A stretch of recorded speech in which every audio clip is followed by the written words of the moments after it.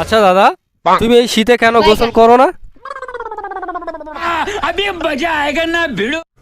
আচ্ছা, মানে আমি গোসল করি না এই কারণে যে তুমি কি চাও যে আমি গোসল করে সব শরীরে এই যে সামান পান মাখতে যে ওগড়াচ্ছি আমি নষ্ট হয়ে যাচ্ছি, ওই জন্য আমি গা ধুই না আর। কেন গা ধুলে শরীর নষ্ট হবে তুমি বলছো কেন? এই যে ওগড়াচ্ছি সারাক্ষণ, ওগড়ানোর কারণে মানে আমি তো ক্ষয়ে ক্ষয়ে যাচ্ছি। আচ্ছা আচ্ছা, আর এই তুমি যে গোসল করো না, তোমার গায়েতে তো সেই পাঁটা ছাগলের মতো ভক ভক করে গন্ধ বার হয়।